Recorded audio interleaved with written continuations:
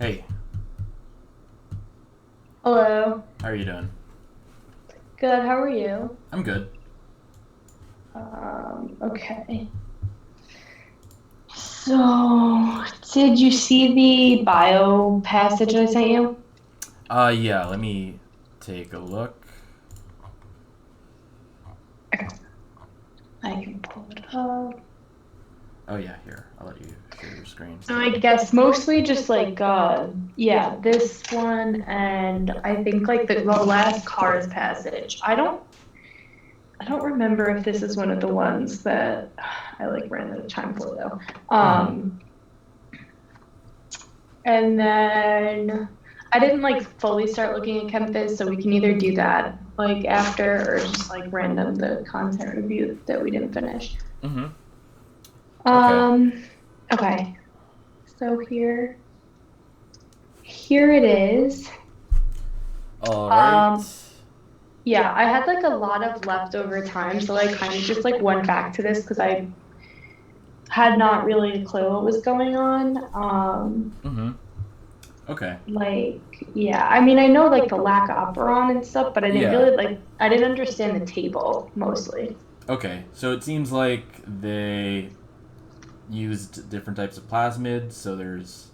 Oh, and then there's versions where they have ampicillin in it, which is like an Yeah. antibiotic, X-gal, and then they count the number of blue colonies, the number of white colonies. All right, so Yeah, and like I'm familiar with like Excal and like mm-hmm, the antibiotics, so it's not really content for this. It just, I guess the table more mm-hmm. so. Like I had no idea what, um, So it seems like this like question. I don't mm-hmm. know.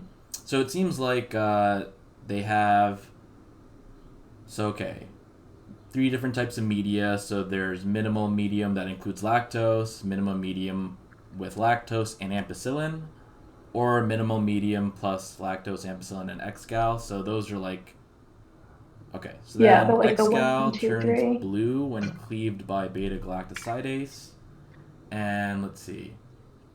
So Lac Z codes for the beta galactosidase. Alpha and omega fragments. Both are needed for galactosidase to work. So it seems so okay. That's why we see when xgal is positive, we have a non-zero number for the blue colony. The blue. Yeah. And let's Yeah, I see. get that. Mm-hmm. I get that, and like when it's blue, like you have like the functional beta galactosides or whatever. Mm-hmm. But like I guess I like surface level kind of understand it after I went back to it today. But then like I thought I did at least, and then I read this question and I had no idea what this is asking me. Okay. Let's see. So if it has neither ampicillin nor xgal, it forms a plaque, which is a solid lawn of growth. Now, then when you add ampicillin, you have 35 white colonies, and ampicillin and xgal, you have some blue colonies, some white colonies. So then let me see about what they're talking about with stock plasmid. Okay, so stock. Wait. Strain of E. coli is used whose LAC-Z gene codes only for the alpha fragment. Okay. It has no gene at all for ampicillin resistance. Okay. A stock plasmid codes for the omega fragment. Okay, so that's the other fragment of beta galactosidase that you need for it to Yeah. work. A gene of interest is added to the stock plasmid using restriction enzymes that cleave within the omega fragment, creating a hybridized plasmid that is allowed to reanneal. 3 bacterial cultures are prepared. So, okay, one with no plasmids, one with stock plasmids, and one with. Okay, got it. So, 7 through, I guess, 9 or whatever. Yeah, Mhm. those have no plasmids. 4 through Yeah, yeah, I 6. get like the setup of that, Okay. but I don't know. I think I get the table a little bit, but then Mm hmm. All right. I don't know. If you look Let's at this see. question, I really have no idea what's going on, I guess. Based on the information in Table 1, the percentage of stock plasmids that became hybridized So, okay. If it's hybridized, it means that it's it's allowed to reanneal. Okay. Yeah, that's like what I was really All right. sure about. um. I just honestly, like, I know my logic, like, I got this right, but I know it's wrong. Like, what I was Mhm. thinking was wrong. Mhm. Um, The percentage. I was just Okay. kind of That messing became around with these hybridized. numbers. Okay. 39 plus 35 is like 74 or something.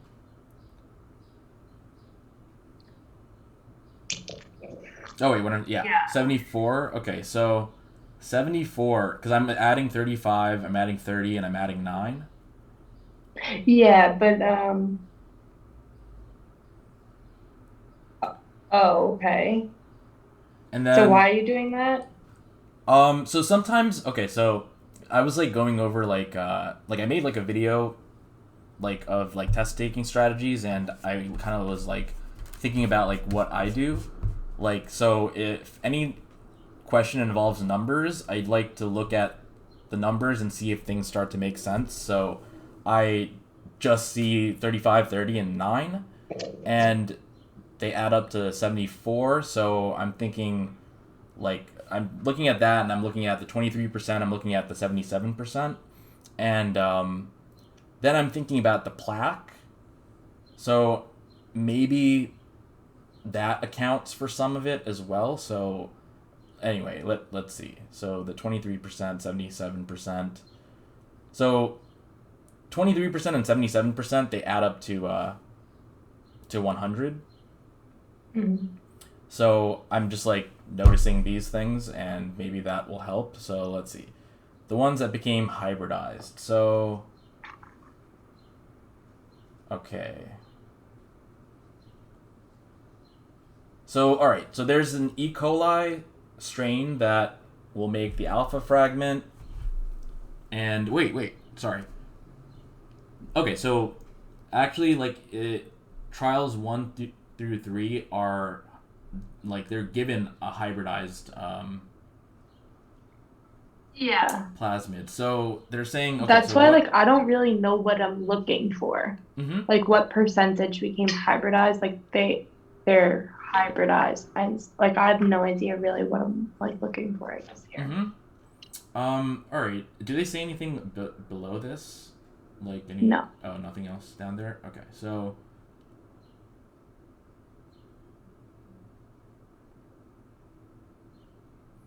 Um. Okay, so I can see that 100 minus the 74 would be 26, and then some of it might go to be the plaque, maybe 3% for the plaque. That's the only thing am kind of seeing, but But wait. why are you like doing that? I'm just trying to look at the numbers and making sense of them. Um, But then I so feel like 77 also would make sense by like that yeah, logic. let me look at the other one. So that's 42 plus 43, which is 85% or 85 whatever total things for stock only. So let's see. 85, that would be 15, 26. And then this one, 3.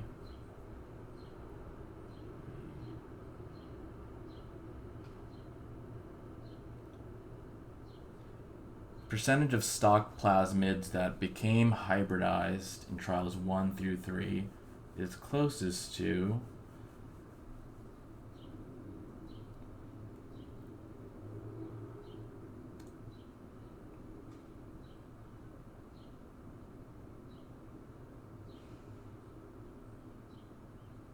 plaque denotes a solid lawn of growth.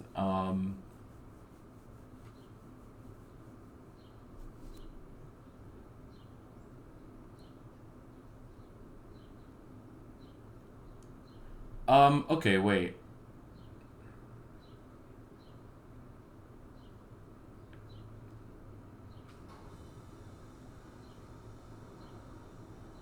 right, Like, I don't... What does the explanation say? Because I don't really see this right here. Okay, so... White colonies... Okay, alright, okay. So, wait, they do... Alright, so wait, number of white colonies, 9, divided by the total number of colonies. Alright, so white means that it does not have a functional beta-galactosidase, apparently. I can look at this later if you want. Okay, so wait, white colonies... I'm just trying to look at where they said that there's 9.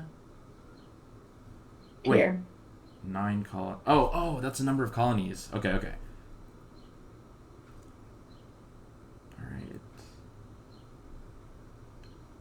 Alright, so in trial 1, it's not going to help us. Trial 2 is not, it doesn't have But a hybridized... well, what are we what are we looking, like, what does it mean that they become hybridized? Because aren't they, like, hybridized? Like, I don't... Oh, okay, I don't really get what we're, like, looking for. So basically, a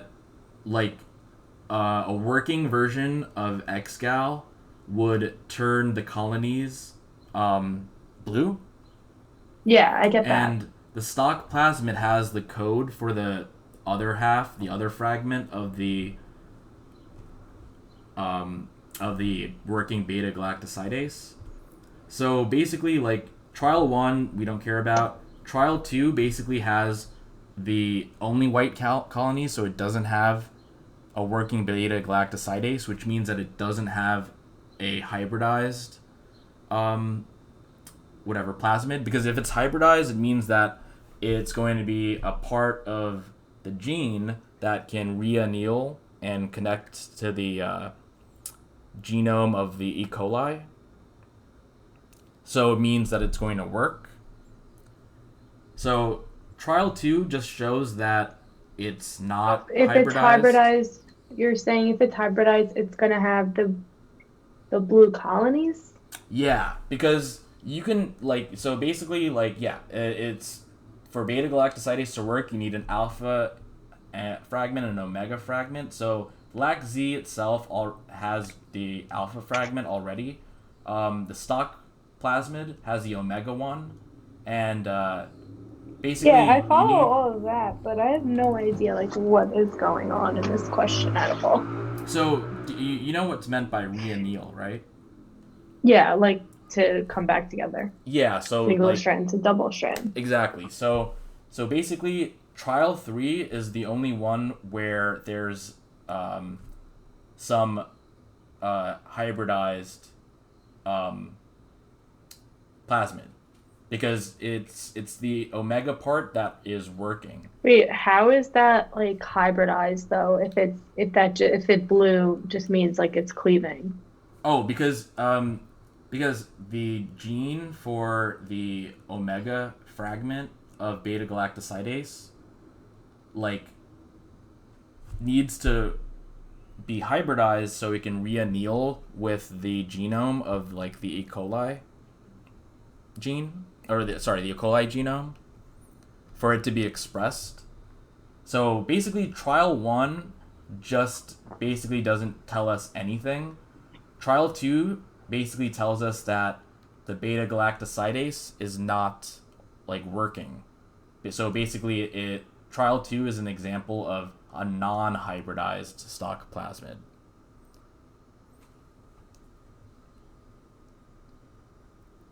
So just think of hybridized as meaning reannealing to the overall E. coli genome, so it gets expressed.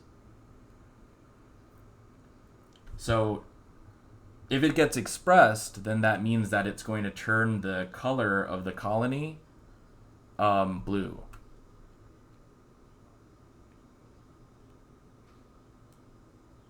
So I'm just comparing trial 2 and trial 3. Trial 2 has 35 white colonies, 0 blue colonies, so there's no stock plasmid that's been hybridized in trial 2. In trial 3, though, since you have 30 blue colonies, then you do have some that are hybridized.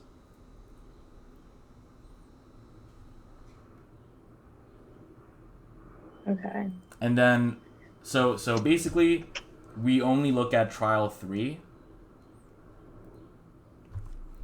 Okay. I'll come back to this one later. Okay, but basically, like if you're only looking at trial 3, then you basically just take like that's the total right there. The 39 is the total. But got it. Yeah, we can come back if you want.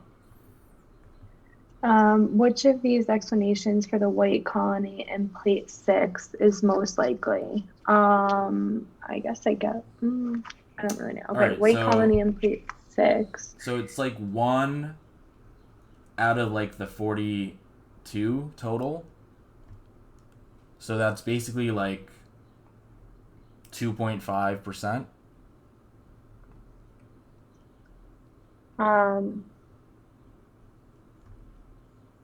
Yeah, I don't think we need to do the percent. Oh yeah, I was just, saying that as an example because that's like how we would answer that previous question. Oh. Okay, so which of these explanations for the white colony is most likely? Yeah, so it's such a tiny percent, right? So basically it's something that happened like randomly, something that, wasn't basically what they wanted to happen. So yeah, I guess that can give us A and B, and then. Oh, okay. I haven't looked up that. So let's see. Spontaneous loss of function. Let's see. Spontaneous loss of function mutation in the Lac Z gene in the plasmid. So that, because the Lac Z gene, when it's working, right, it's going to turn. Yeah, turn that blue. actually, this question makes sense to me. Okay. Which of the following best describes a metabolic difference between glucose and lactose? Oh yeah. So lactose is a disaccharide. I think it's glucose and galactose. I knew that like the cells prefer to be metabolize glucose, so I was able. Oh wait, so it must be cleaved. Mm-hmm. Oh, okay. No, Yeah. that actually makes lactose is a disaccharide of glucose and galactose. So there's that extra step. Same goes with sucrose, like table sugar or whatever. That's sucrose, and I think that's a disaccharide of glucose and fructose. Okay, yeah, this just makes sense. That's just content. The Lac Operon used in the experiment was engineered to remove the omega subunit most likely to. So I know the omega subunit has the amp resistance. The omega subunit is just for beta galactosidase. It's not. Yeah, and it's it had not the for... amp. And it had, I thought, a gene for amp resistance, no? Oh, that's different though. Like they say, the stock plasmid codes for the omega fragment, as well as a different gene for ampicillin resistance.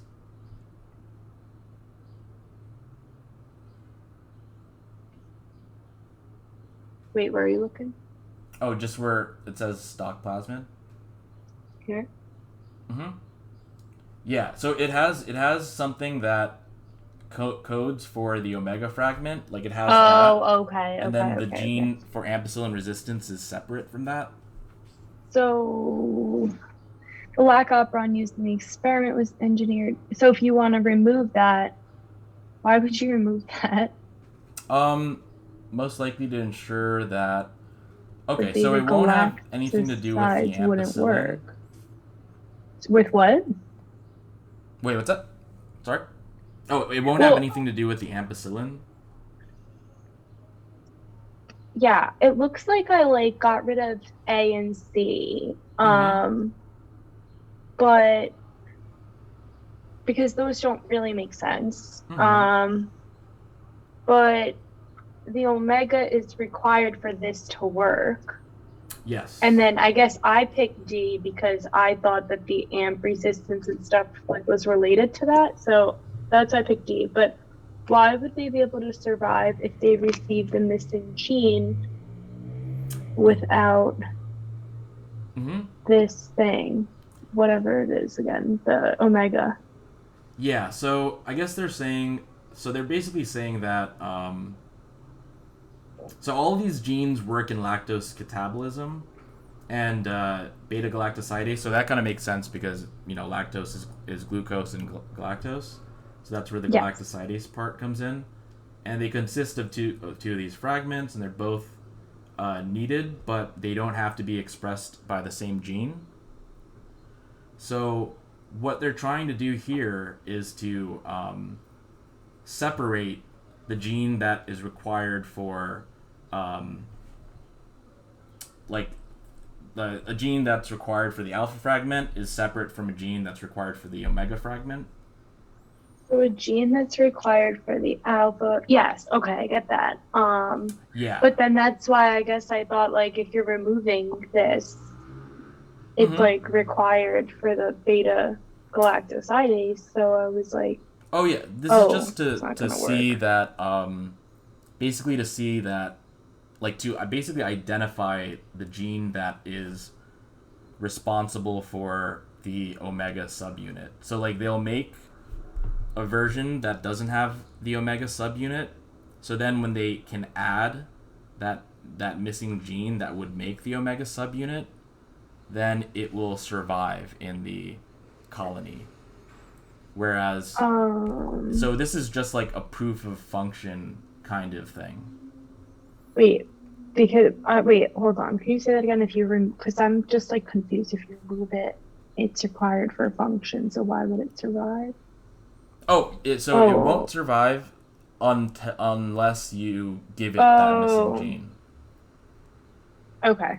So basically, yeah. So they're saying. Okay, so it can survive if you give it this again. Yeah. So that's kind of like a way for them to like know, like that this particular gene codes for the omega fragment. Okay, that's fine. I mean, you can kind of get that by process of elimination, but like to get there on my own right away, definitely would not have done that. Okay, so here's the cars. I forget what the number was. Hold on, was it the first? It's either number 1 or 8. Passage 8. Which number is that? Here, perfect. I'm gonna assume that actually, I don't know. I should have looked at the time, like, because you could see there's some that I had like 0 seconds for because I like just didn't go to them. Yeah. David Hume. What? Oh no, I remember reading about this guy.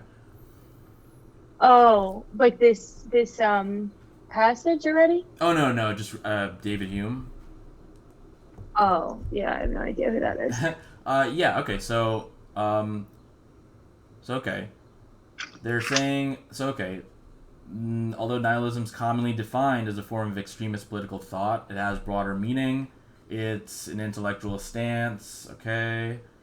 Like, I guess I don't really get what they're like talking about. Like, yeah. Like, I have no idea what's going on, and I guess that's why I didn't really highlight much. I actually do remember reading this. I didn't run out of time, especially because like I see I highlighted here. So I like.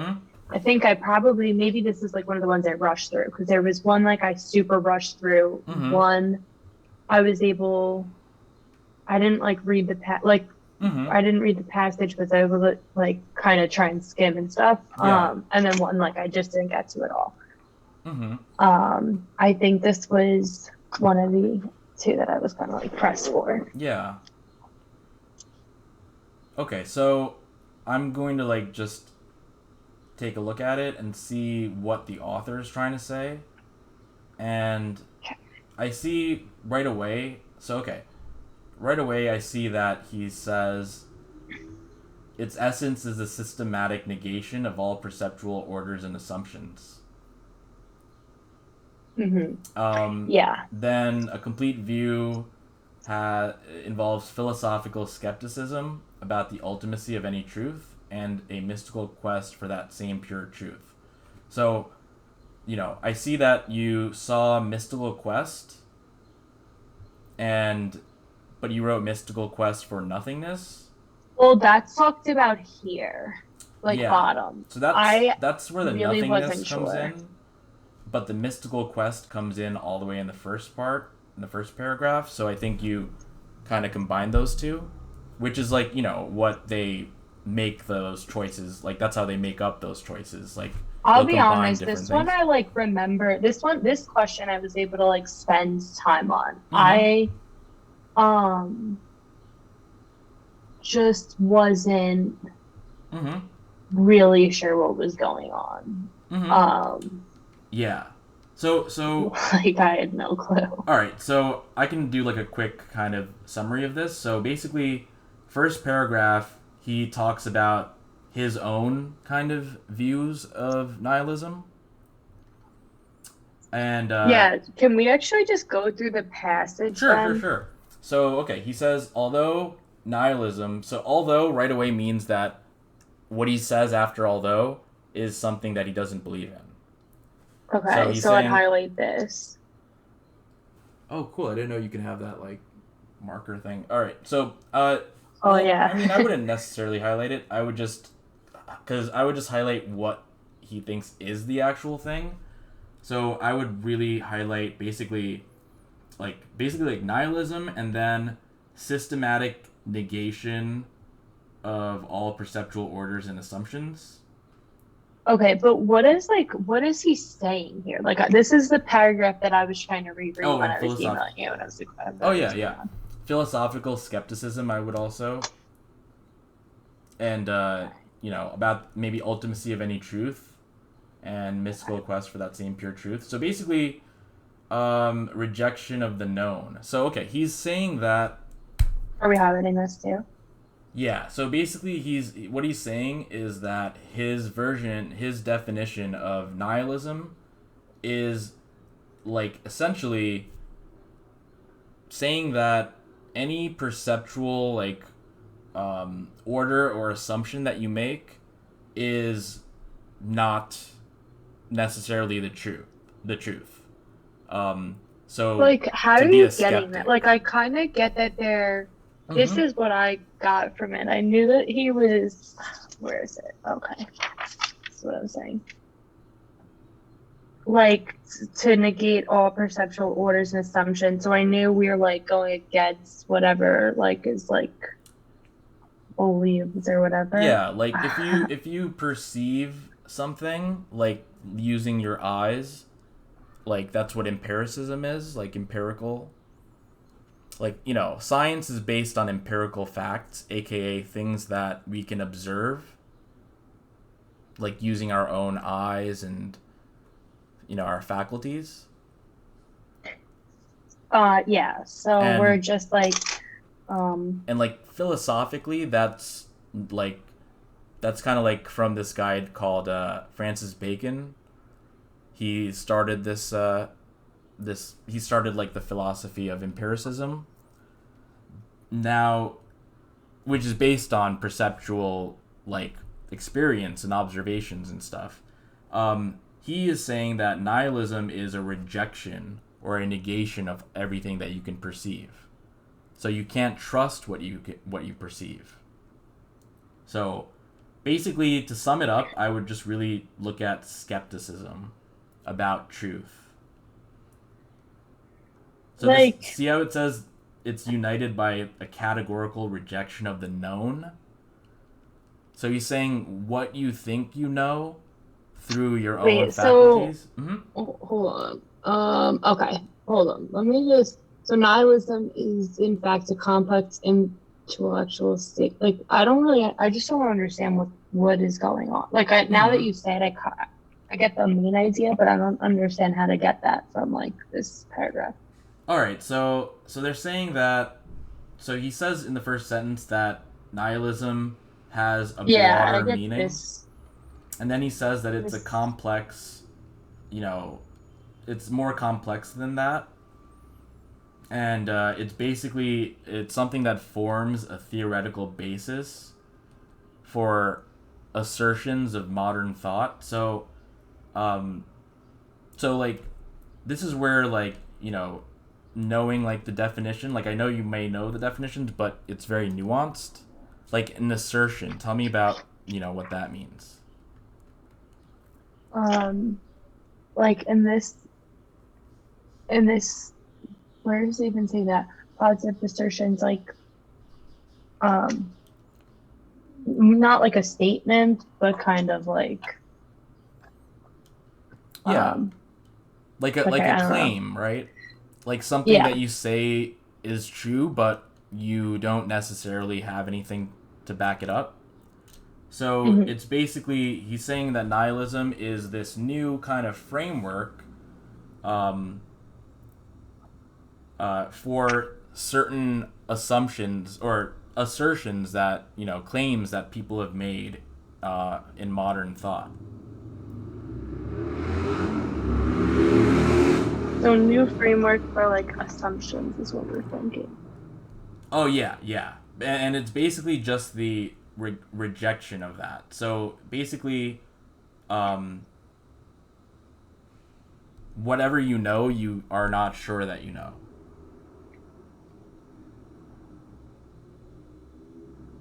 Yeah, so like I kind of got that a bit from the second paragraph. Like I Mm-hmm. kind of understand the second one a little bit more. Because basically he's saying like whatever Hume is saying, like whatever like you see, it's not really knowable, you don't really know it, and you Mm-hmm. can't ever verify like the things outside. You can only there's sense impressions. This comes up in like a question, I think. Mm-hmm. Yeah, yeah. So like I know like you're not supposed to bring in outside information here, but like I guess like that kind of like does help me a lot with these because I kind of like have read like about like this topic like philosophy and stuff. So like essentially like this time period like 1700s and stuff during the Enlightenment when things like reason and rationality kind of were the most important things. Like sense things that you can sense like using your five senses, that is what you know to be true. So Yeah. but this nihilism comes from saying that the things that you sense that you think are true may not be true. So what he says about David Hume is that so it says like sense impressions are part of the contents of the mind, and Sense impressions are part of it. Oh yeah, I saw that. Okay. yeah, so he's basically saying that um, things that appear to be objective, right, um, can just be subjective fabrications. So, like, maybe I'll use an example. Like, if you're, like, schizophrenic and you hear, like, voices, according to, like, empiricism and stuff like that, if you can hear something, that's using your senses, right? So you can kind of say that something is true. But an example of something where that doesn't work is if someone is schizophrenic, they can hear things, but, and we like used to think that if you can sense it, right, if you can hear it, see it, that it's objective reality. But he's saying that at least David Hume is saying that it's not. It's still subjective. And a schizophrenic person is a perfect example of that.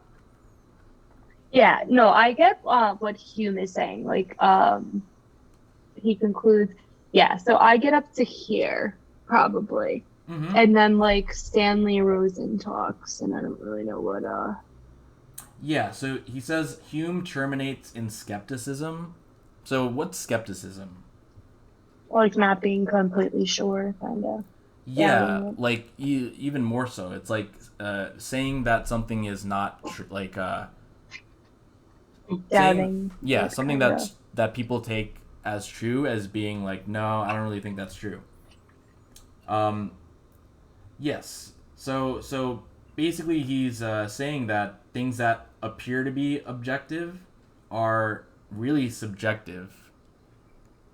like through the POV, the POV point of view of the But okay, so but Rosen is saying this about Hume. Correct. So he's saying Hume terminates in skepticism. Like, what does that even mean?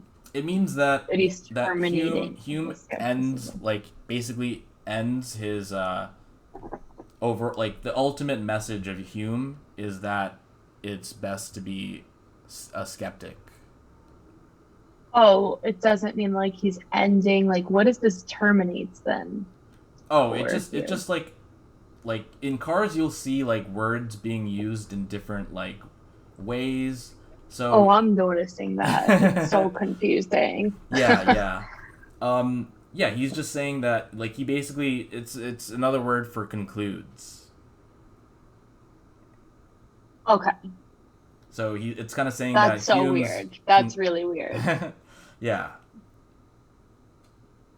Yeah, this is like, so when I was going back, this is the only one that when I was able to go back and like have more time with it that I wasn't like able to get. Mm-hmm. The other ones, like with more time, I was able to like understand exactly what was going on. Yeah, you should like try reading like a philosophical like. I think I need to. Yeah, I. That's like what every time I go over cars with you, it's like one of those. Mm-hmm. Yeah. Because in philosophy, like when I first like started college, like I was really, really into philosophy, and I wanted to do like a double major in it. So I took a lot of philosophy classes, and they're extremely dense writing that is very, very nuanced and like confusing, but it gives you a very good like that's also why like when you look at like major like scores by major for like all the tests, you'll see like math, physics, and philosophy usually like doing like the best for like most tests, just because it's like it's a lot of like dense, it's like dense. Crazy. Mm-hmm. It would probably help me a lot to do that, honestly. Mm-hmm. But okay, so he's coming to the conclusion that it's being skeptic is what we need to do because there is nothing within this subject but individual impressions and ideas. Oh, because like I guess what he was saying before, like you can't like validate anything. Everything's like subjective, right? That makes sense now. Yeah, like an example that I'm thinking of is like, what if the color that you see that's blue is like red to me? Yeah. Okay. So then the area of Hume's thought where his skepticism about human powers of reason is most pronounced is the problem of induction. So, what do you think about? Do you know that word induction? That's in one of the Chem things, but I wasn't really sure. Oh, okay. This is like in logic. Heat transfer, right? Oh. So like so in logic, there's inductive reasoning and deductive reasoning. So like an example of deductive reasoning is I don't know, like Kristen is a girl. Girls have XX chromosomes. Therefore, Kristen has XX chromosomes. So that's deductive. Yeah, that's deductive reasoning, aka like an inference. Okay. Now, inductive reasoning is so deductive reasoning is always like true based on like the premises, like the premise of Kristen being a girl.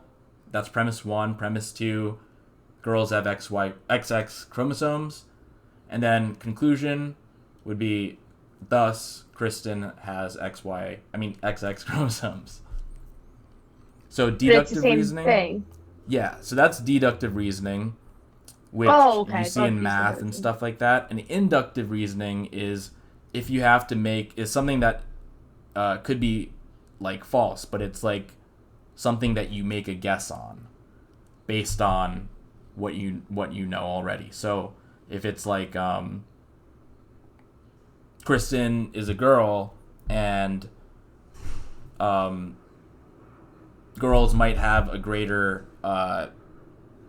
interest or empathy for like postpartum depression. Therefore, it would be likely that Kristen would do research in postpartum depression. Gotcha. So that's something that is not necessarily true based on the premises, but it's a type of reasoning that can help you make like an educated like guess based on what you know. Okay. Okay. So all right. So not heat transfer. Yeah. So like induction, like, you know, if you really want to like go into it, like there's, you know, induced. It's like when something causes the other thing to change, like there can be an induced like current. they have that with like the not promoter, like promoter, inducer, that stuff. Yeah. So like induce is like something that can have an effect on something else. So it's kind of like reaching in a way. So that's how you can like kind of tie those together. So okay, then it says, yep. So that makes sense. And then we're saying the area. You see how there's a problem of induction. So that's what, like, you know, so that's what like Hume is kind of saying. He's saying that there's a problem when it comes to using inductive reasoning to come at a conclusion, because the premises that you have like may or may not be true, because we can't trust. Because what I was saying before, like with deduction and induction, you take the premise as being true. Okay. And then you can make this. Okay, this makes sense to me then. Mm-hmm.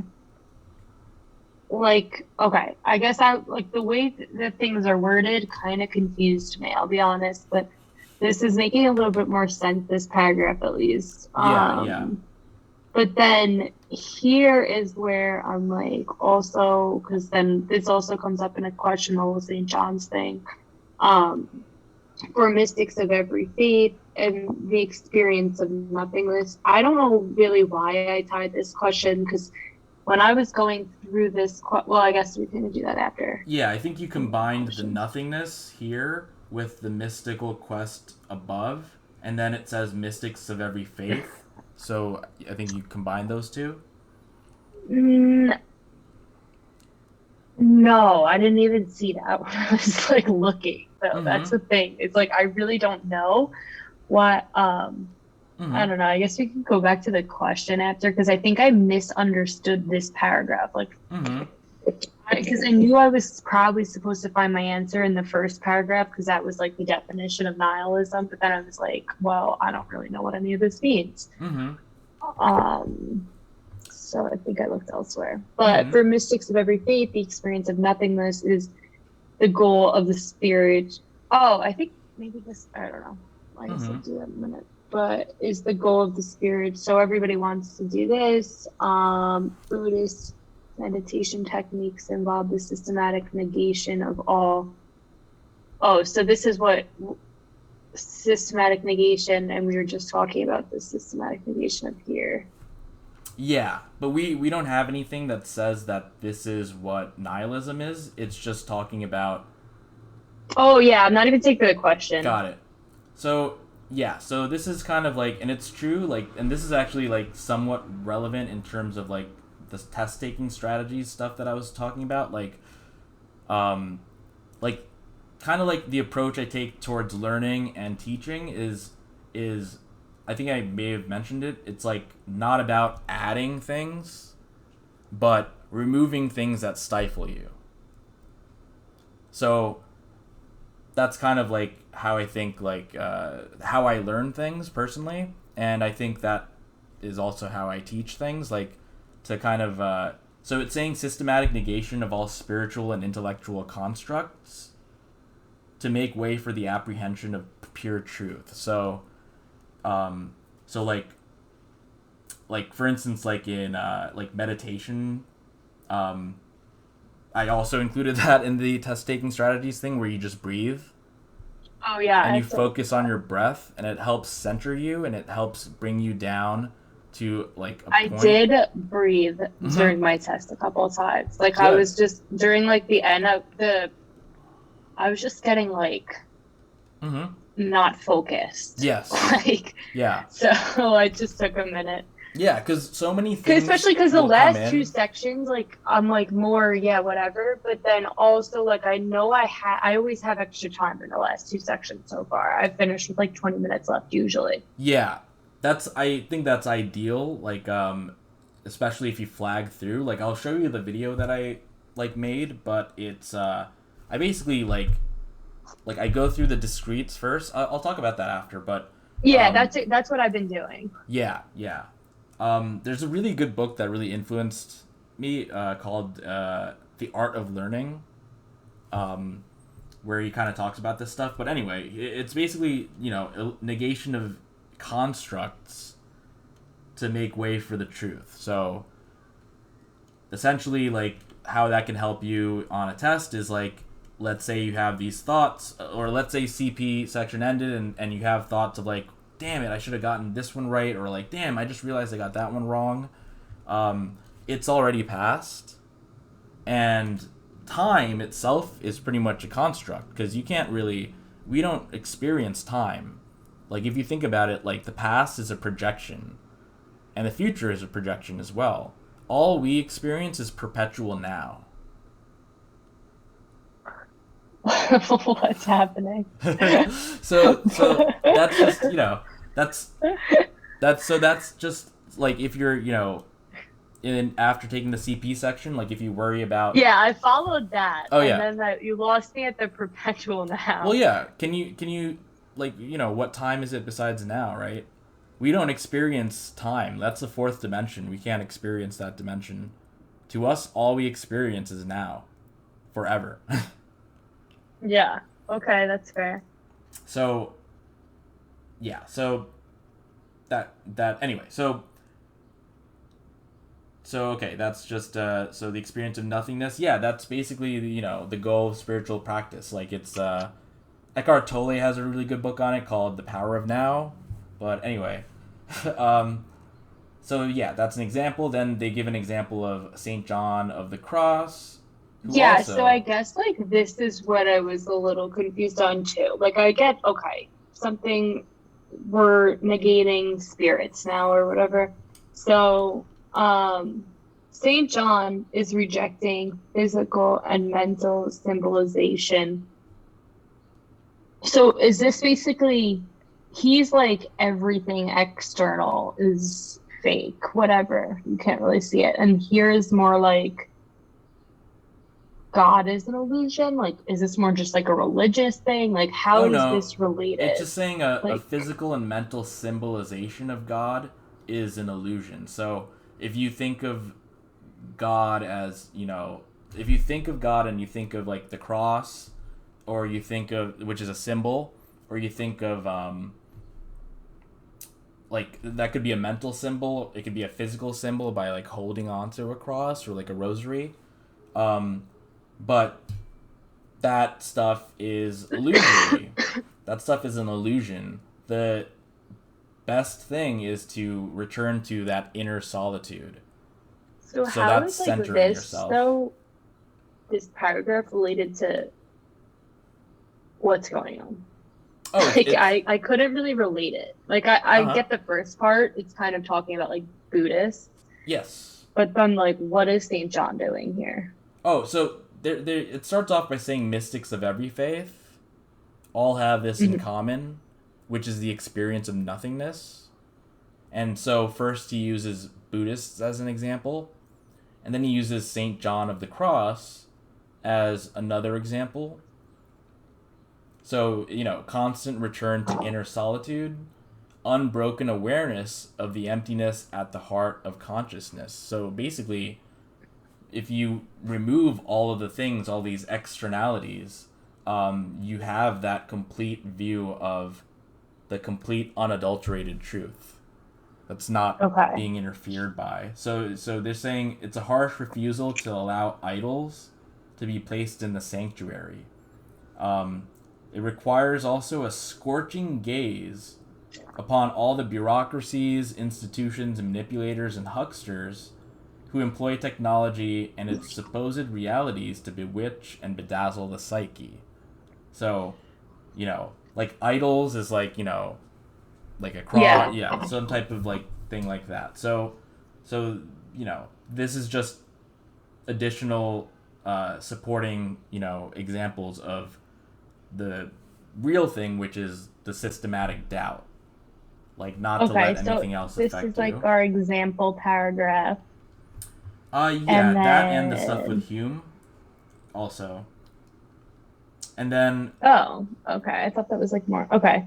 And then the Novak's interpretation points. Yeah, let's see. Points to the way of these philosophical...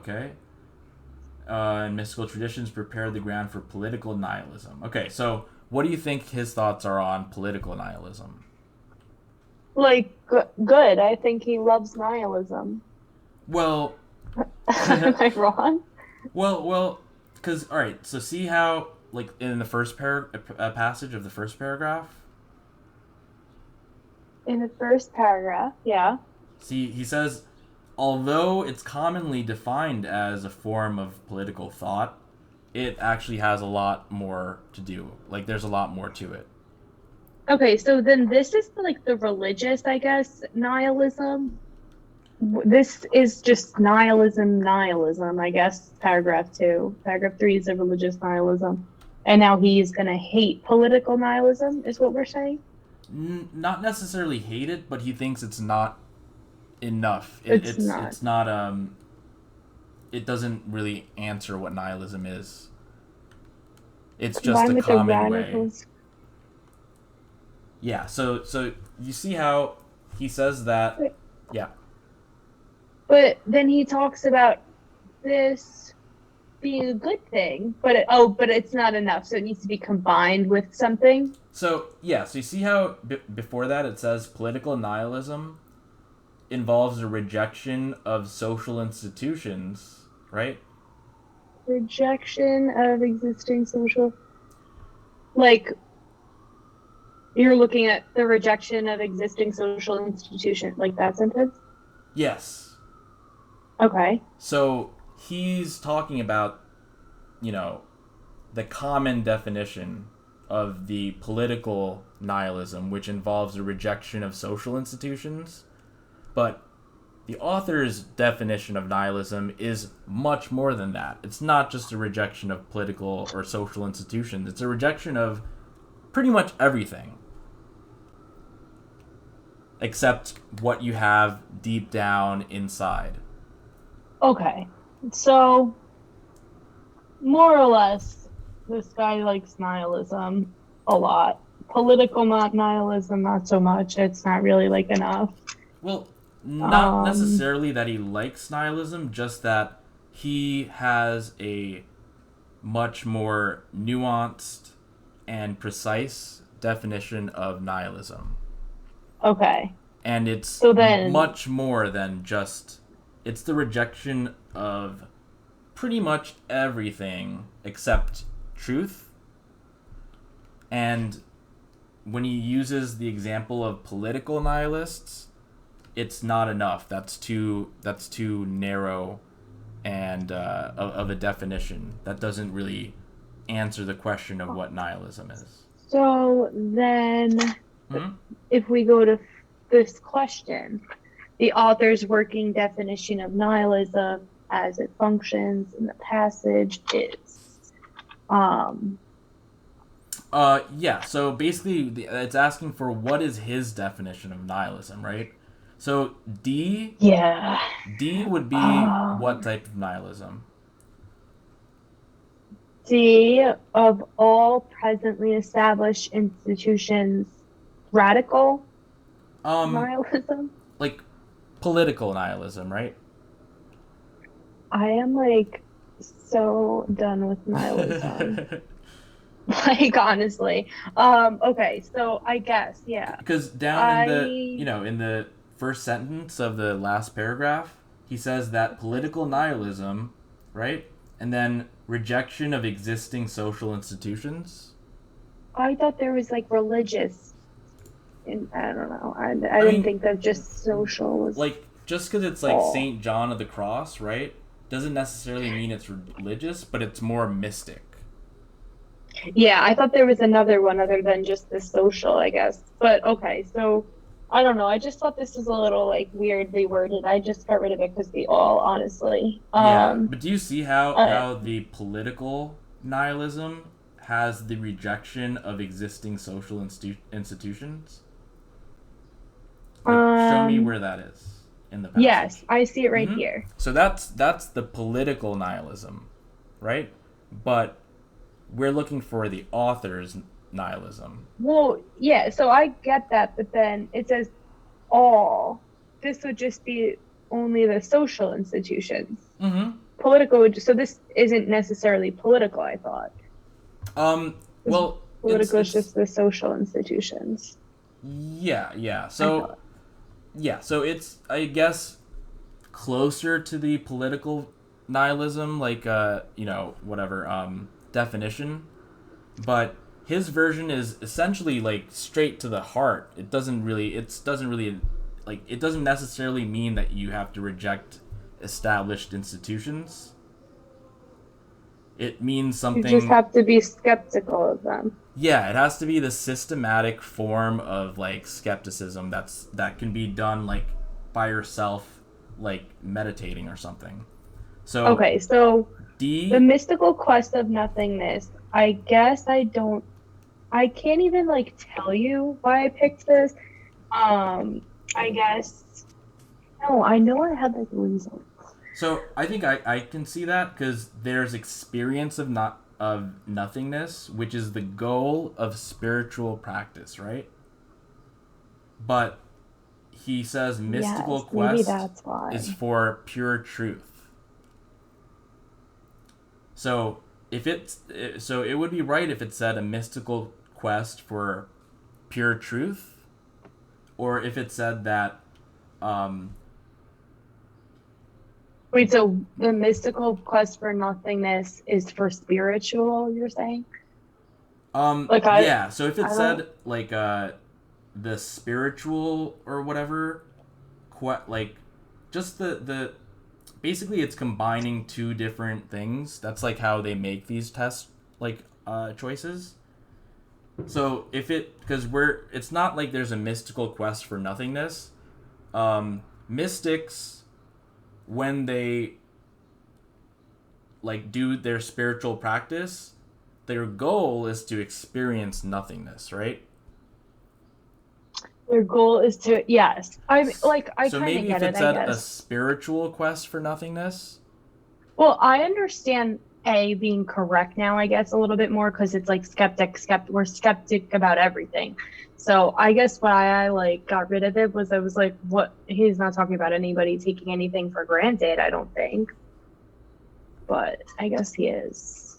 Yeah, I just wanted to touch upon B, like just because it's combining two different things, and I'm saying like how this can work. So if it said a mystical quest, because a mystical quest in nihilism is not a quest for nothingness, it's a quest for truth. But the nothingness part comes from the spiritual, I guess, experience of nothingness, which is the goal of the mystics. Okay. So I can see how that is a combination of what it says, the experience of nothingness, with mystical quest for a truth. Because a quest is like something that, like a journey that you undertake. Yeah. Like I know what that something, is. Yeah. So. I don't know. I guess this one just like confused me. I just didn't think anything was like being taken for granted, so I got rid of this. But I got like the skepticism, so. Oh yeah. Oh, so the for granted part? Yes. Okay, so basically, like, that kind of systematic doubt is already like within any person, right? Okay. So I guess it can be easily taken for granted because they don't necessarily like understand Even it. though you have it. Yes. All right, that makes sense. Yeah. That's just kind of like a lot for me to reason all at once, but okay. But yeah, you could see how and also C their and D. explanations, like that's also why I couldn't just do this on my own, because their explanations are like the author does not make this their definition. Like their explanations are awful. Like it's like Yeah. okay. Well, I thought it did, so like why is this wrong? It just doesn't really help. But okay, in the passage, quotations from the writers. Oh yeah, this is why I was like confused with the Stanley. Like when he said terminates, like I wasn't sure if he was like conflicting it, like what. I didn't think it was a contrast, so I got rid of anything that had two. All right, that seems good. Make transitions. Yes. Like I knew one was right. Because obviously one is right. But make transitions, I wasn't like I feel like it wasn't, I don't know. So I looked where all those quotes are. There's one like here, and then this St. John guy does a quote, I think, somewhere. No, he doesn't. Is this the only quote? Oh no, Rosen does another quote. Yeah, so any of those other names. St. John does one, yeah. So like it's good to like be able to like know like, so right away I know that there's David Hume, there's St. John of the Cross, there's the Novak guy, there's a Stanley Rosen guy. Yeah, there's a lot of people in here. Yeah. So the St. John guy, right, is just basically an example of a spiritual dude. So he's not necessarily talking about nihilism, even though he could be used as an example. David Hume is also talking about things that can be used as an example of nihilism, but isn't necessarily talking about nihilism. However, Stanley Rosen is talking about nihilism, and so is Novak. So I guess, what's like the transition? Like I feel like I didn't. Oh, transition? Okay, I guess I did have time. Well, I know what like a transition is, but I didn't like see, like I'm thinking about it now. I had time, like this passage, like I remember doing this and looking back and looking at the quotes and being like, okay, well, I don't feel like he's transitioning to saying anything else here. Maybe I'm wrong, but I didn't feel like this was like so transition-y, this quote.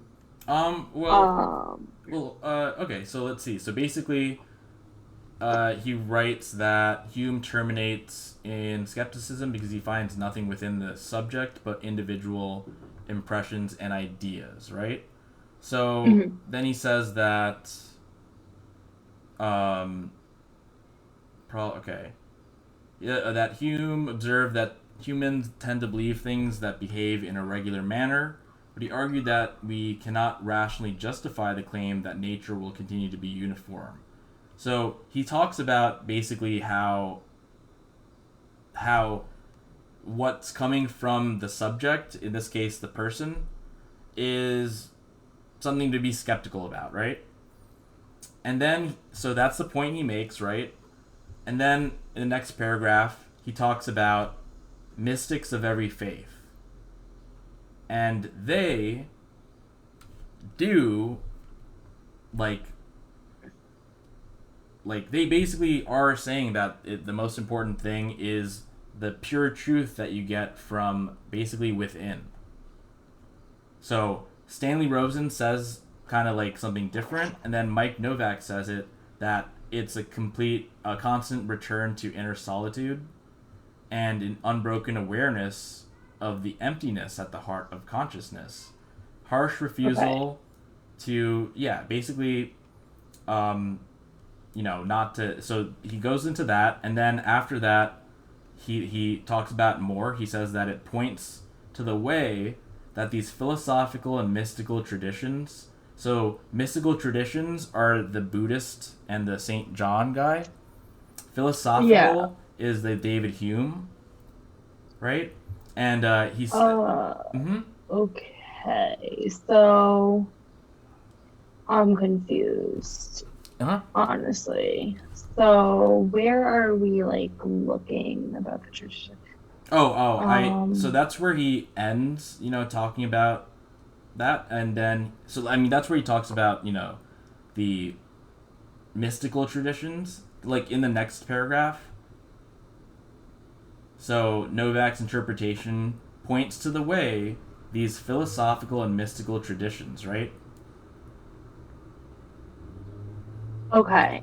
And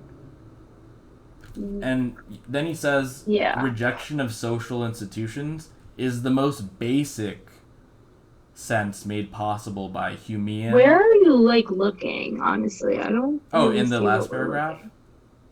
Oh, okay. Yeah, now I see it. Yeah. So when he says the most basic, he's saying like that's like the really really basic definition of nihilism. Okay, and then he's telling you that it's not basic, and that's a transition, I guess. Yeah, and Humean is referring to Hume. Yeah, I got that part. Mm-hmm. Yes. So Okay. then then there's Stanley Rosen again saying nihilism is an attempt to overcome or repudiate the past on behalf of an unknown and unknowable yet hopeful future. So that's another quote. And then it says, this fusion of skepticism and mystical recreation can be traced in contemporary thought. So if we go back to... Oh, wait. Are we in a different question? Yeah, this question honestly is like... Basically, like, I guess, like, just think of it this way, right now. to simplify it. Much. If it's something that is basically, like, being said at the end of a paragraph and at the beginning of the next paragraph, that's going to be a transition. Yeah, there was another question on transitions in here. A lot easier, honestly. A lot easier. But that one was nice. Which of the following is necessary presupposition underlying? What does this mean? Which word? Like, just comes before presupposition? Yeah, so a supposition is basically a belief. It it has like a it's in the context of basically like logic. So it's basically it's an assumption. Okay, so which of the following is a necessary assumption underlying Hume's conclusion that external reality is unknowable? I got this right. Weird. So and then presupposition is something that you take. It's like an assumption that you basically you don't even have to say it. It's like a tacit assumption. Okay, got it. So nothing outside the mind exists. I mean that kind of is what he's saying, but I guess it's a little extreme. Is that why we're oh wait, let me see. So that? which of the following is a necessary presupposition underlying Hume's conclusion that external reality is unknowable as presented in the passage?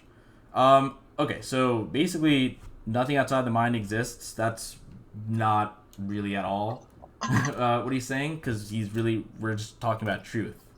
Content, but he's saying the external things can't be verified and stuff. But I guess he's not really saying that.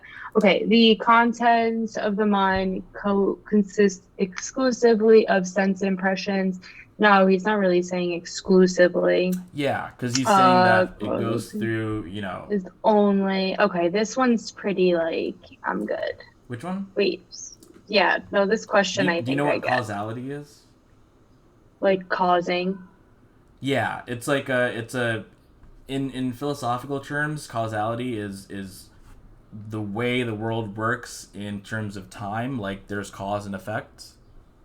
Yeah. And if you go back in time and kill your grandmother or something, then that violates causality because it means that you won't be born. But if you're not born, how can you go back in time and kill your grandmother? That kind of paradox, it violates the laws of causality. Whoa. Okay. Yeah. Wait. Go back to that. Oh yeah, I moved on because I was this question I understand and I got it right. And so I actually understand why I got it right. Yeah, I just wanted to separate the things outside of the mind could exist, right? And things inside of the mind could be based on things that are not based on what you sense, like hear or see. but sense impressions, right, provide our own Yeah, information. no. Yeah. Okay. That's what he was like saying here. So like I understood this one because it kind of says like it talks about the sense impressions and everything up there. So that one I was like not awful with. This one I remember struggling with because this is the St. John one I was talking to you about. The Novak's interpretation of St. John. Yeah. Is important so they're saying, why did they insert Novak's interpretation? Like, why did the author put that in? I honestly have I don't even like. I really don't like this Yeah, so one. I noticed when you were describing it, you said it was like religious. And that's what I thought. Like, I guess, well, it's just St. John Cross. Like, I just like assumed it. Oh, and then it says like spiritual. Think about it. Not necessarily because a mystic isn't really a religion. Like. Oh, that's why I picked this, isn't it? Like a Christian mystic is like a Gnostic, and like in Judaism, like it's someone who's like Kabbalah or whatever, and in Islam it's like Sufi.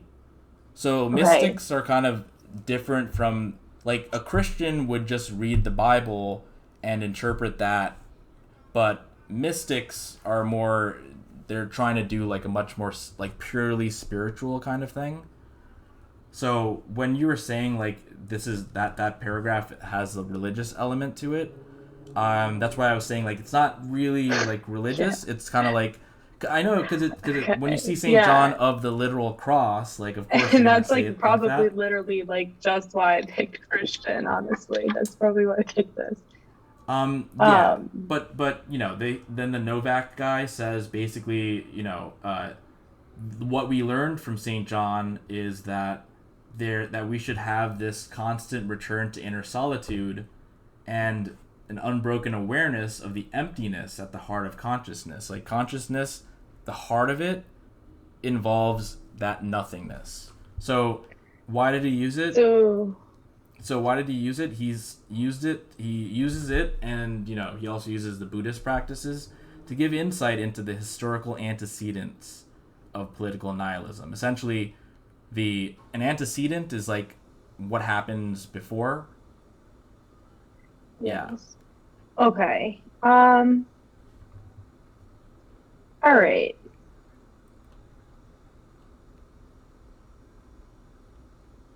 And you see how he talks about like scorching gaze upon the bureaucracy's institutions, and political nihilism is like rejection of the institutions. So that's how he connects the St. John's to the political one. Okay. So then the author uses all of the techniques except I knew that he did these two.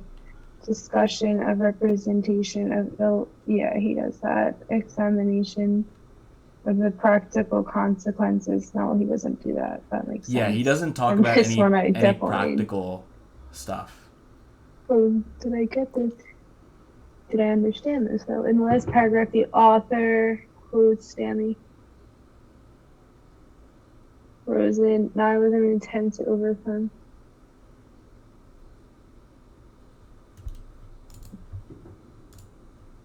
Doesn't say anything about it being impractical, so that's stupid. A living doctrine rather than really a part of a political theory. So yeah, this is kind of in line with like the author's overall main idea, which is that nihilism is much more than just political nihilism, and political nihilism, it has just to do with like getting rid of the institutions. Okay. All right. So this was a brutal passage. Repudiate honestly. Is like refuse. Wait, how do I get rid of all these drawings? Okay. So, all right. So this passage is done. These are like the two passages I wanted to go over. I don't know if it makes more sense to like go through the cars. Not the cars, the Chem Phys, or like I didn't really start the Chem Phys, or to just like content review for a bit, because I feel like there was some stuff on the list. What do you think? We can look at the particular questions and then, talk about content like from that. Okay, cool. Because Chem Phys, like, it's really weird because Chem Phys, when I took this, I thought I did absolutely, like, terrible on it. Yeah. And after biochem, I was like, oh, like, I feel like it wasn't that bad. Yeah. Because I was reviewing a lot of biochem this week. Yeah. But, like, Chem Phys, when I tell you, like, it was almost everything that, like, was on my list of, like, that with you that we went over. It was, like, actually all of that capacitance, like, yeah. I was like, are you kidding me? Yeah. But, win some, lose some. Yeah. By the way, epistemology is the branch of philosophy that deals with knowledge and whether or not we, can, know something or not. What is that? Was that in... Wait, what is that in? Oh, so, that previous passage, that's in the category in philosophy of epistemology. Oh, that previous passage is dead to me. That previous passage is so dead to me. You have no idea. Okay. It looks like I had some trouble in this passage. We could just start. Oh wait, do you know what convection is? Okay, yeah. This is actually so convection. I always think of oven, and I think it's kind of there's not. I think of oven, but then I can I'm able to make that, but I'm like, okay, so I think there's one surface, but then the other's not directly in contact. Am I wrong? Yeah, so it basically works through air or through currents. Okay. So yeah, and then conduction, they're both touching. Correct. And then what's the other one? Induction. Or invection. Is it radiation? Oh, why was I talking about induction before then for heat transfer? Induction. No, you're sure. right. Actually, why am I saying that? So, which one cannot be done in space? What am I thinking? I don't even know. Which one cannot be done in space? Well, Well, I'm gonna say it's conduction because what is directly conduction? touching? Oh, let's say you tried it out. You had all the tools and you were in space. In a vacuum. Wait, what? Let's say you're in a vacuum and you have all the tools you need. So, you have, two metals touching each other, so you can test if conduction would work, etc. What wouldn't work? Wait, so then what is radiation then? Oh, what do you think? I know, the sun. Okay, go from there.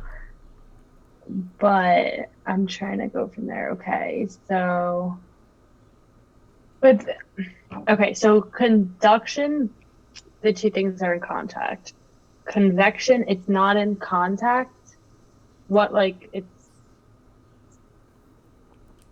So, try to think about it you know how I said, remove all that stifles you? So think about this, right? So, conduction, they're in contact, right?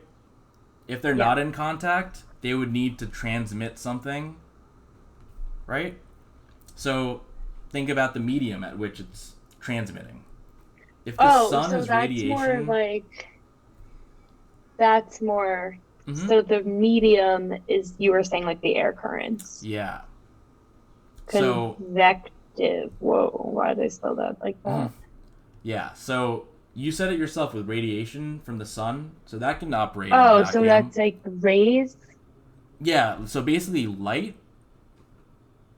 So, that kind of, light basically can travel in a vacuum. That's where it travels fastest. So that can happen in space.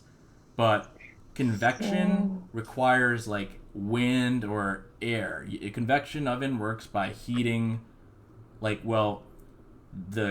basically, there's going to be either a fire in the oven or a conductive metal coil that gets gets hot, And when it gets Okay. hot, it heats the air, and the hot air is what makes the food or whatever you have inside get hotter. All right, so it seems like... So like the convection won't work in space because that requires like air. Okay. Yeah, that makes sense to me now because, okay. And there's no air. All right.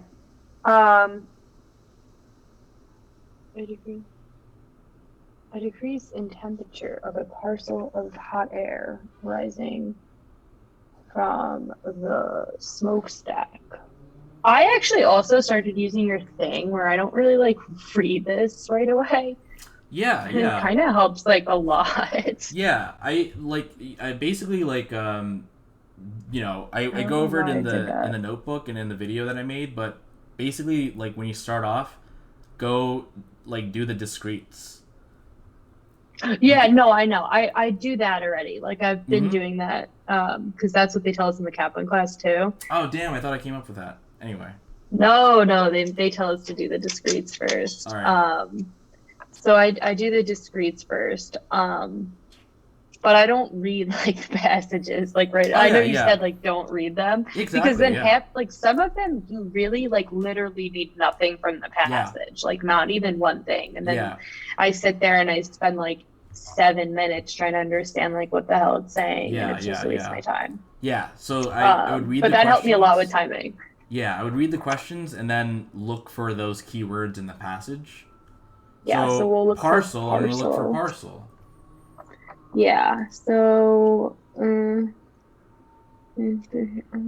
it's hard to find, huh?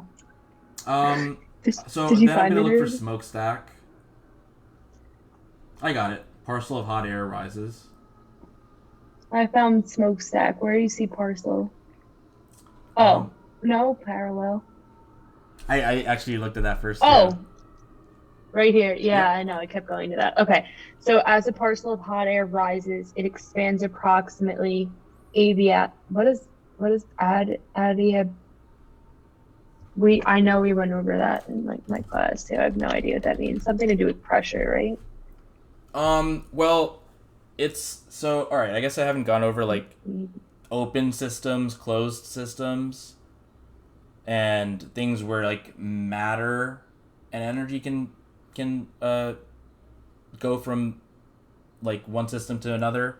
But adiabatic means that heat does not enter or leave the system. Okay. Yeah, that's like there's like the adiabatic, like the isobaric or something. Baric, yeah. Okay, so what do you think heat that means?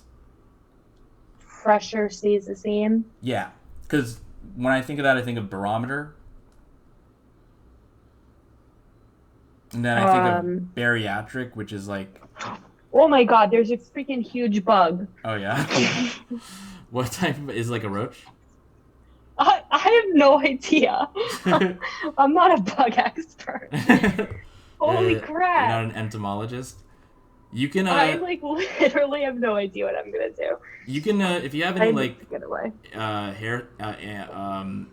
hand sanitizer, you can like put it on it. It's not my house. It's I'm like at an office. Yeah. All right, I gotta move my spot. That's disgusting. Freaking rodents in here. Yeah, you could, because insects breathe through their skin. Okay, well he's away from me. I would never even get that close to him. Okay. That's why when Earth used to have a lot more oxygen, insects would be like huge, like the size of like a truck. That's disgusting, honestly. I'm like looking around. Okay, whoa. He's like on my phone right now. That's very scary. I hope he's gone by the time I get back. Bug expert is called an entomologist, by the way. In case you didn't know that. Yeah, I got that.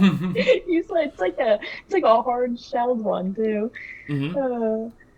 That's disgusting, honestly. Yeah. What are their shells made out of? Chitin. Chitin? Chitin, yeah. You know, that was actually in one of the bio passages. Yeah, everything. It was relates. like they like told us not really. It wasn't like a big thing. It was just like Titan, something with like Titan and connects in, but like it Oh didn't wait, really no. like matter Oh, at all. I meant chitin with the ch. Oh. But Titan is the thing that's responsible for like like the Something stretch. about It gets muscles, stretched. maybe, yeah. Titan. Yeah, is there was a lot of like muscle stuff. Yeah.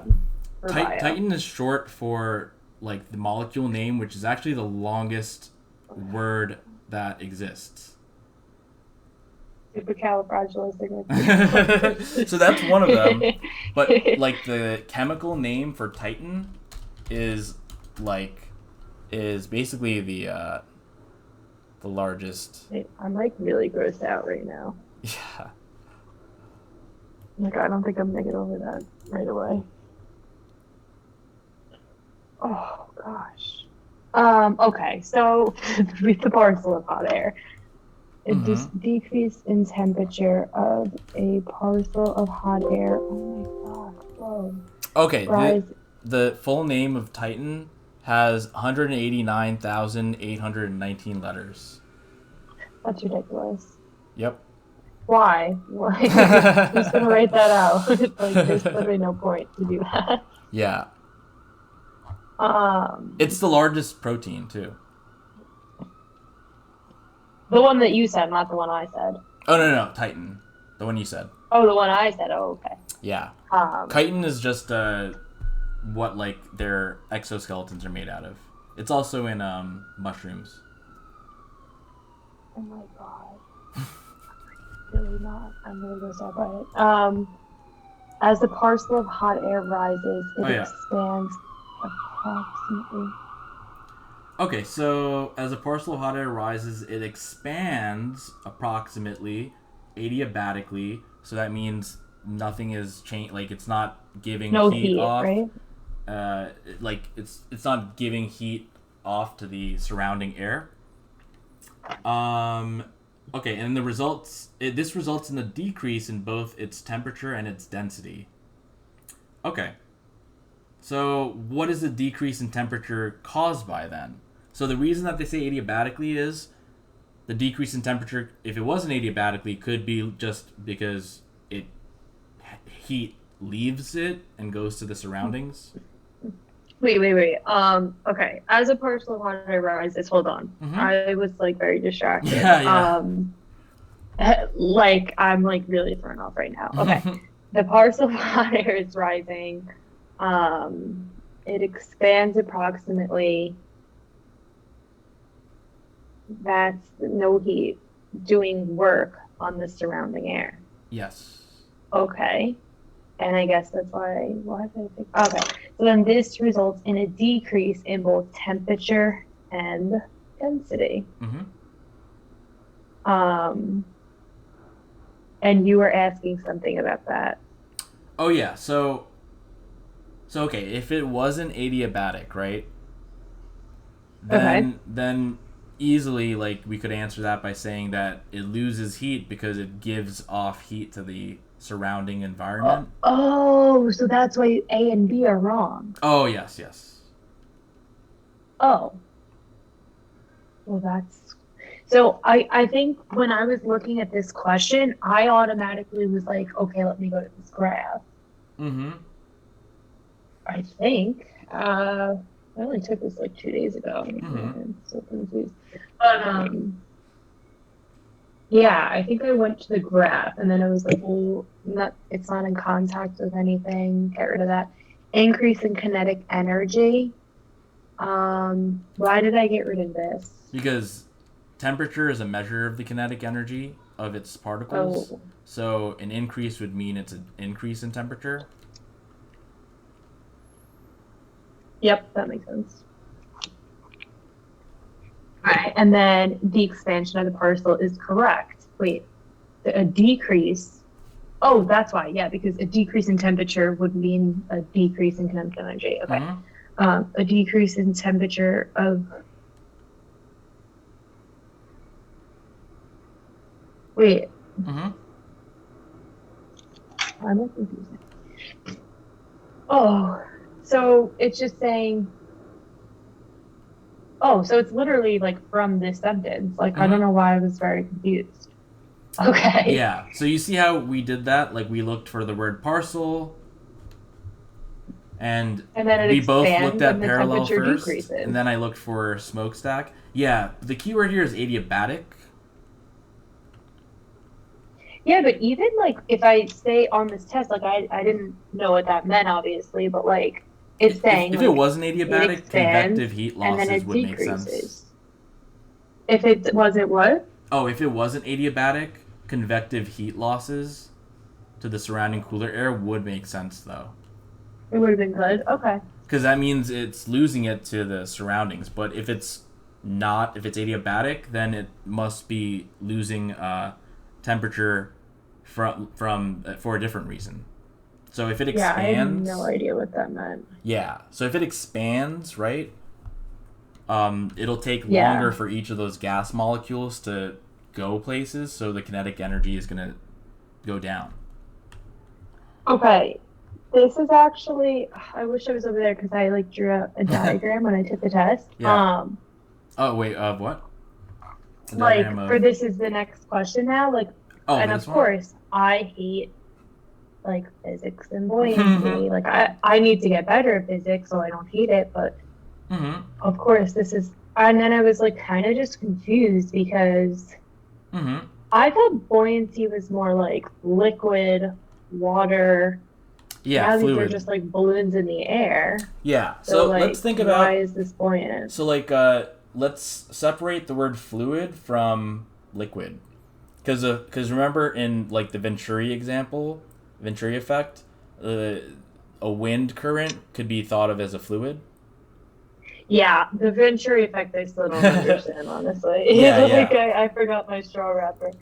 Oh, so okay, did you know that for really bad fires that are caused by like a gas, like a tanker being on fire or something like that, you know that they use dynamite to put that fire out? They used dynamite on a fire? Yes. I did not know that, no. So why do you think they would use that? Well, what were we just talking about? The Venturi effect? On a fire, they would use dynamite. What even is dynamite?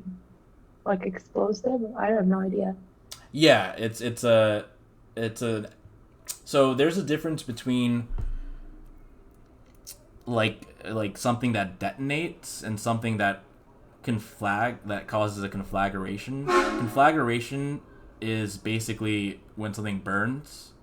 Yeah. But something like a high explosive like dynamite or TNT, that detonates. And it's less most of the damage that it does is not due to fire, it's due to creating supersonic waves. So now think about that next to a fire. Supersonic waves next to a fire? Yeah. Um, So a fire is a combustion reaction, right? okay, yeah. So a combustion reaction, what is that? Like carbon and oxygen and nitrogen are going everywhere. So like carbon compound. No, not oxygen? nitrogen. Is it? It's not nitrogen, right? Oh no, no, not nitrogen. Yeah, so just carbon and oxygen. Yeah, and then it produces like CO2 and water. So Okay, yeah. cellular respiration actually is an example of combustion. But basically, you need oxygen for that fire to exist, right?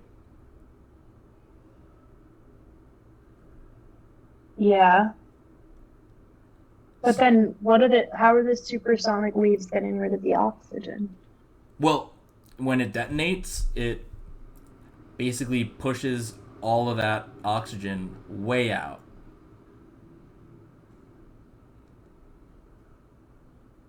Okay. No, I followed. Yeah. Mm-hmm. So it essentially creates a vacuum. So Venturi effect. I feel like everything is like vacuums. Yeah, Because vacuum, it basically causes a drop in pressure, right? Okay. So a Venturi effect involves when you increase the speed of some air or some type of gas, right? When it's flowing, When you increase the speed? Yeah. So like in that example I used with like the thing, like the paper that, I made like in that kind of shape. If I blew air underneath, like into that, it creates that temporary vacuum which causes the pressure to decrease, so the thing goes down.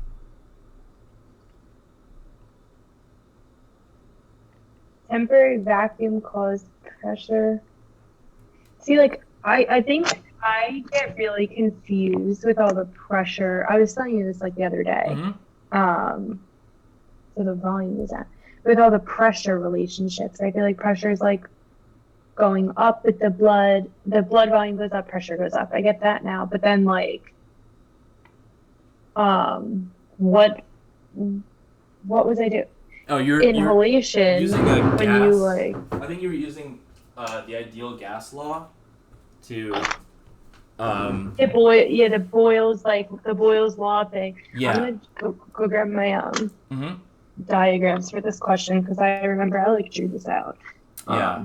Also, maybe the bug's like gone. There's a movie that's made in the 70s called Sorcerer by the guy who made The Exorcist, and it is basically the plot is they have to transport dynamite to this like big like gas fire, and it's extremely unstable. So it's just like these three guys that come from backgrounds where they have no other option because they're basically the police want them. And anyway, that's where I learned that. I learned a lot of things from movies. I know. I feel like you always have a movie to watch. Yep. Okay. The bug is gone for now. So we're here.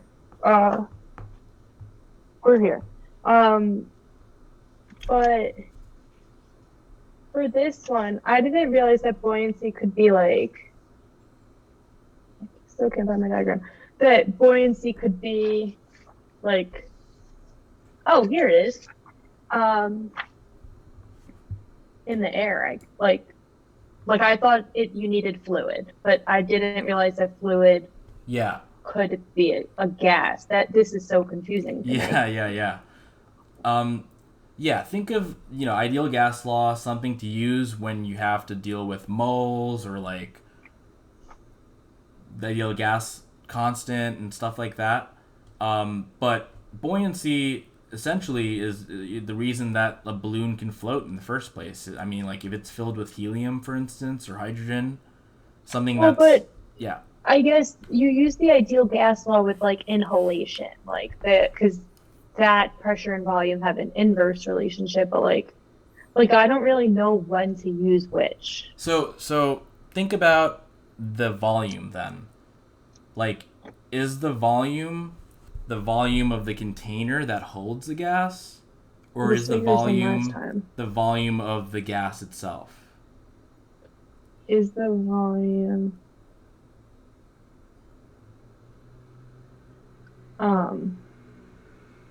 wait, let me think about this. Yeah, is it the container that holds the gas? Oh, so with the lung, yes. Yeah, because like the volume is your like lung, like like if you're like when your diaphragm contracts, it lowers that lung like container, which means that the volume of that area increases, which means that partial pressure decreases. So that's something like that. Yes. So yeah, the first thing to ask is, what is the volume? Is it the volume of the container, or is it the volume of the actual thing? So if it's the volume of the container, what does that tell you though? Oh, then that tells you that it's going to be like, you're probably going to use like an ideal gas law or something like that, because that's what the volume is referring to in terms of in the ideal gas law. But if it's the volume of the thing itself, it's different. If it's the volume of the gas, then is that like when it's like a fluid? Yeah. So like, think about it. If you have a container, like a water bottle that's closed and it's plastic, and you squeeze the water bottle, the volume of that container goes down and the pressure goes up, right? Wait, okay, hold on. Let me do this. If you have the thing, the pressure goes up and the volume goes down, but that's like the same as the lungs because it's like it's in the container. Yes. Right? Now, if it was of the gas itself, when the volume of the gas itself goes up, it presses against the container, causing the pressure that the container feels to increase. Oh, that's like the blood pressure. So like when you have more, like if blood volume, you still have the same, like size capillary or whatever. So if you just put more in there, it's just like more pressure. Okay, no, that kind of makes sense now. Yeah. So an even better example with using blood would be if you are vasoconstricted, like your blood vessels vasoconstrict. So your blood vessel, the container volume decreases. And that's going to cause an increase in pressure. And wait. Yeah. No. If the container gets smaller, it would cause a decrease in pressure, I thought. Oh, sorry. So we're talking about with blood? Yeah, so with fluids, it's direct, though. Like, you have less... So I was saying that it's direct if we consider the volume to be the volume of the gas or the blood itself. But if it's the container, then it's going to be different. Oh, so with my example, we're using the blood volume. But then with vasoconstriction, you're using the volume of the capillary, which is the volume of the container. Oh, okay. Wait, that actually makes so much sense because when I was doing vasoconstriction, like after we met the other day, it like didn't really make sense to me. But okay, cool. All right, yeah, that makes sense. So then for this, I now know that buoyancy. Wait, actually, can we go over why this is buoyant? Okay, so buoyancy. So force of the buoyant force is equal to the density of the fluid multiplied by the volume of the fluid that is displaced multiplied by g.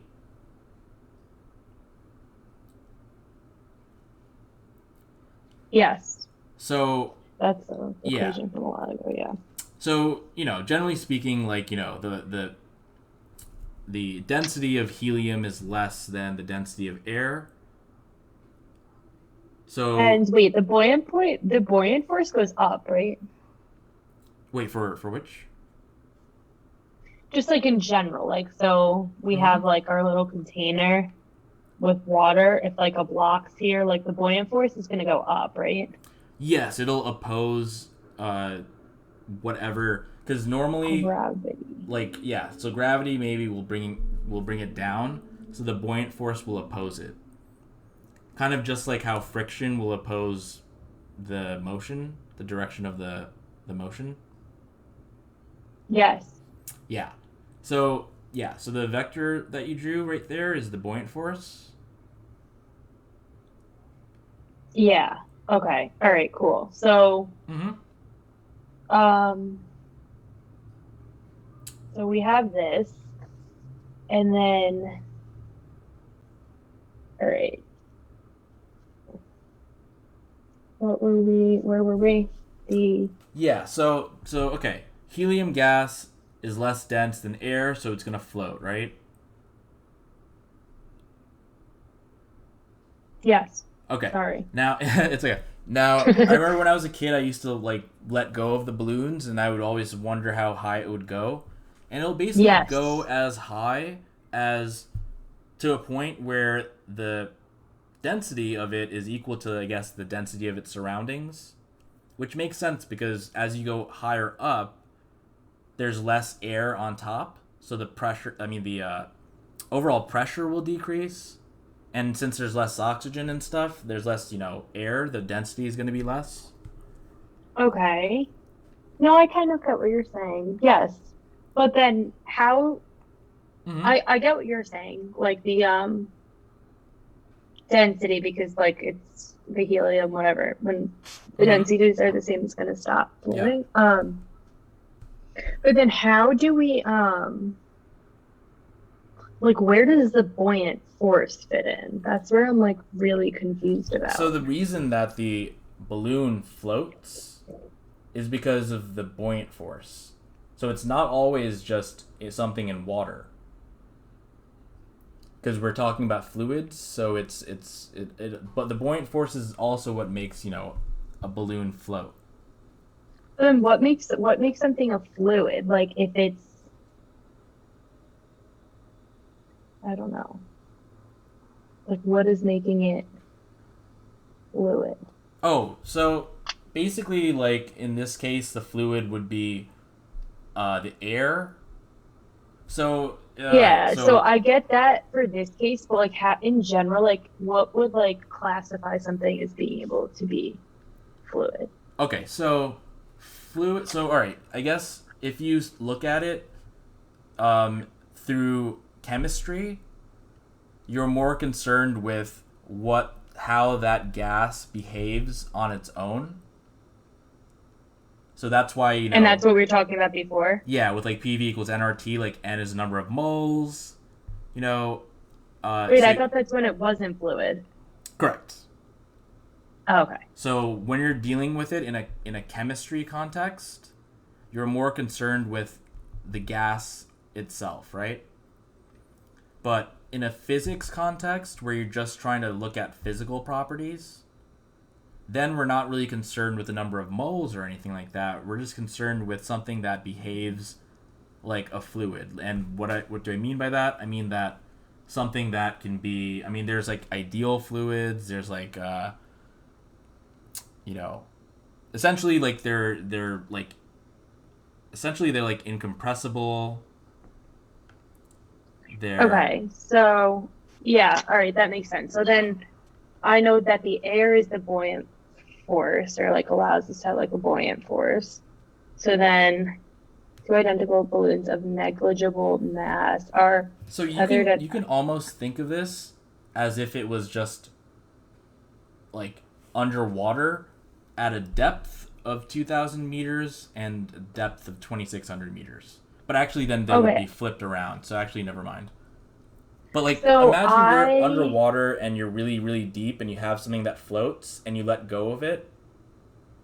It'll shoot up pretty fast. And then it'll slow down. Actually, yeah. I think, is this like, I literally just, like, when I did this, the only reason I got this right was I was like, this A is too obvious. Like, it's gotta be B.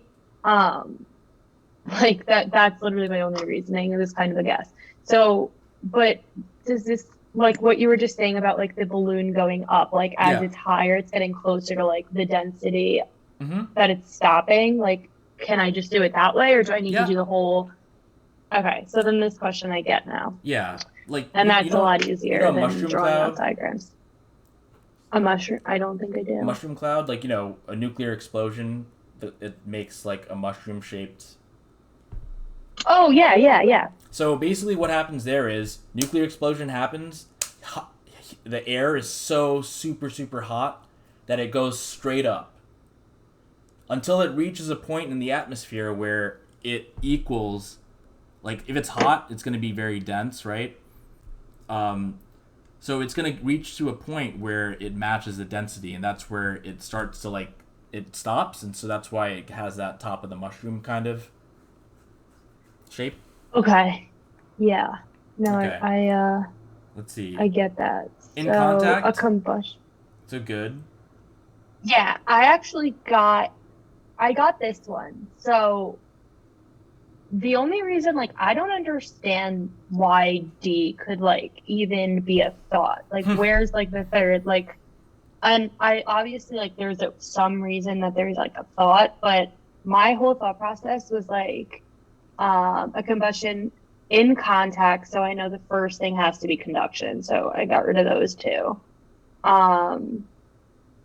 To cool the engine, then the water's cooled, whatever, and then it flows and it's released into the atmosphere. The water is converted to steam and flows through. So then this is like the convection, like nothing is in contact, but like where's the conduction? Well, I guess like that's why it's wrong, but like I don't really get how that could be a thought. Water is converted to steam and flows through a long vertical pipe to be released in the... Maybe because it starts off with something being a coil of pipes carrying the water. So maybe they think that long vertical pipe... Because I just see that there's like clearly only two things happening. Oh, yeah. That's why I don't get how there's like the third. So I think it's... But I guess... It's where it says... I don't really need to. No. I think it's useful to know that. So basically, okay. you know where... So basically, contact with a coil, that's where the conduction happens. Converted to steam, right? And then released into the atmosphere, that's where the convection happens. But maybe if someone said, coil of pipes is conduction, right? And then it says, flows through a long vertical pipe. So maybe they would have thought that that's conduction as well. Oh, all right. Because it flows through that long vertical pipe, so that's, you know. What is this? Oh, okay. Constant pressure, the ratio between the volume. What? Oh, I like did a whole. Mm-hmm. I did this wrong. I definitely did this like the least efficient way, so maybe I shouldn't even like go through it. So What, like this is I said. molar heat capacity. So remember when we talked about heat capacity, like it's essentially the capacity of something to hold heat before, you know. Heat capacity is the Q, right? Oh yeah, no. So when I wrote that, no, C. I messed up. So then I wrote like some more stuff in your notebook where I basically Yeah. Yeah. Where I basically Oh, I think it's like under... Yeah, it's under problems. So I wrote, heat capacity is the amount of energy a system must absorb to cause a unit rise in temperature. Wait, where is it? Oh, it's in Oh, I didn't see this new section thing that you put. I'll look at that later. Yeah, so I put it in problems, like towards the end. Yeah, I like missed a lot of this. Whoa.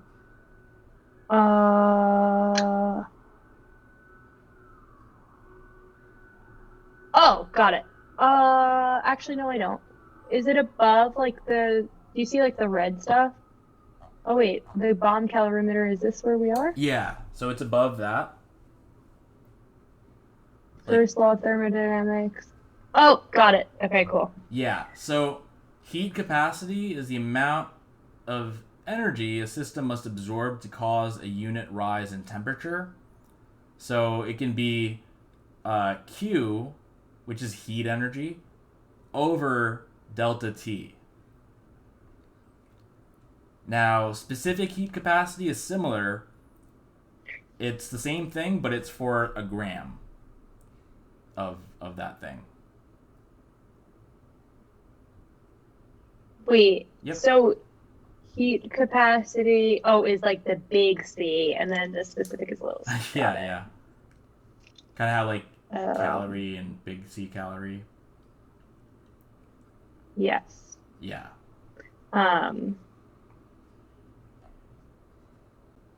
Okay, so I know the equation.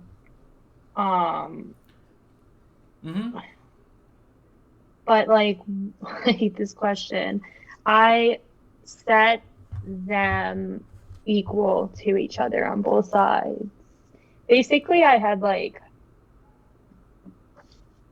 I don't know. I guess how would you do this? Because like this Okay. is not So the like way. think about it. So like I like to think about things like very conceptually. Like I think of a heat capacity as like how much heat can we give this person if if it's a person, like it's not really a person, but obviously like how much heat can this guy take before his temperature goes up.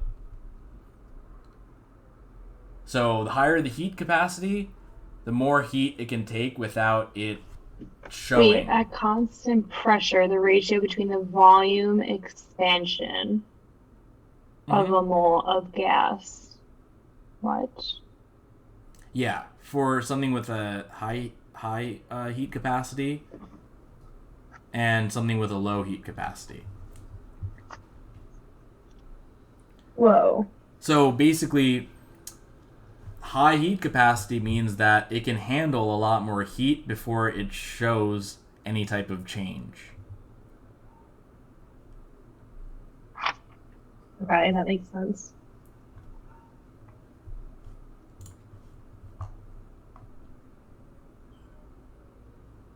But like then back to this question still doesn't make sense. So what is like the so yeah, so that's like with PV work, kind of I kind of talk about it with wait, PV work, that's not PV NRT then. Oh yeah, no, it's a thermodynamic thing. So in the notebook underneath bomb calorimeter in the OneNote. Okay. Yeah, so this is a type of thing in thermodynamics, which is okay. Basically, do you see where I write like delta E is equal to Q plus W? Mm-hmm. All right, so delta E is U sub I, which is the internal energy. And then Q is the heat absorbed by the system, in other words, delta H or enthalpy. And so a specific type of work happens because we know work as, FD cosine theta. But there's also a type of work that happens which is called PV work, which basically works through a change, an expansion, a change in volume. Wait, I actually had no idea about this PV work. Oh yeah, so this is like with is this the equation for it? Like, what's the situation with the PV work? Oh yeah, so that comes into play with like a heat pump or like an engine, heat engine. Okay. Here, let's see. Wait, what's the equation for it? Is it this? What? Like, is it like this internal energy equation? Does this have like something to do with the PV work? Oh no.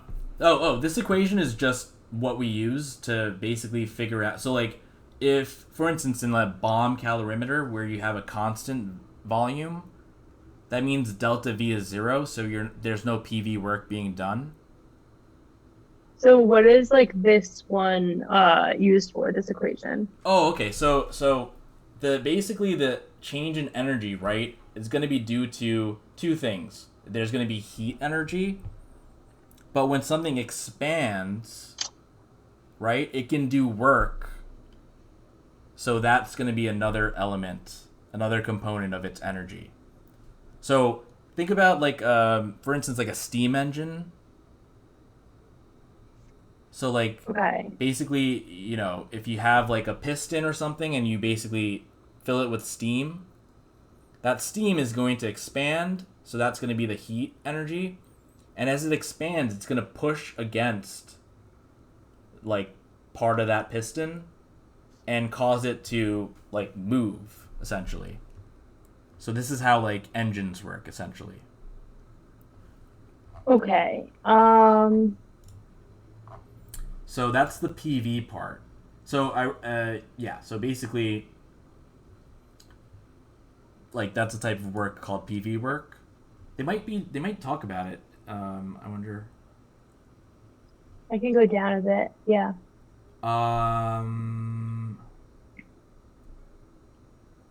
Okay.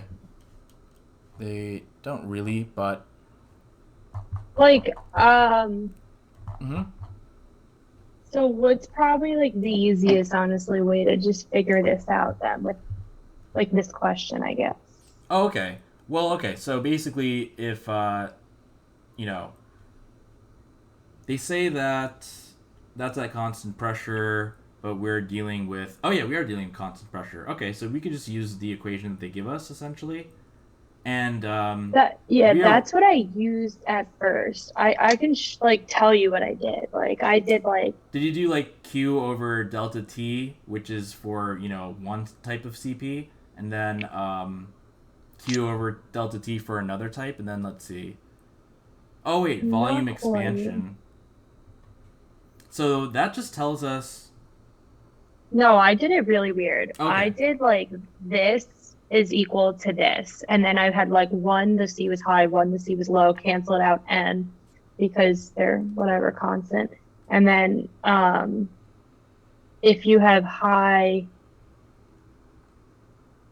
whatever on one side, then you have low temperature on that side, and then I did PVNRT, and then I did like V over T. I don't know if that makes sense. Let's see. Did you follow me? I know that you said PVNRT. I used this, and then I needed volume, so the only one I could like think of to use was PVNRT. Uh-huh.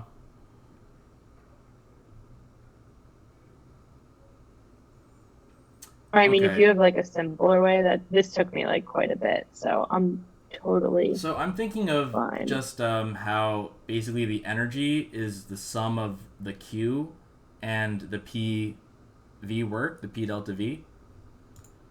And I can't like visualize what you're oh yeah, saying. I mean I can write it, but I am going to assume that there's going to be the same. So it's a given heat input. So that aspect is going to be the same, but so okay, basically something. So okay, I could do the Q over delta T is for one of the CPs, and then you would have to add that to P here. Wait, I'll just do this.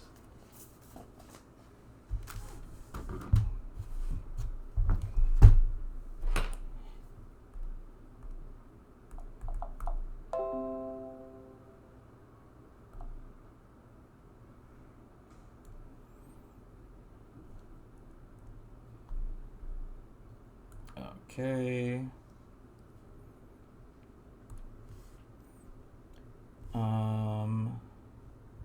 Like, yeah, this question confuses me a bit. Okay, so basically here.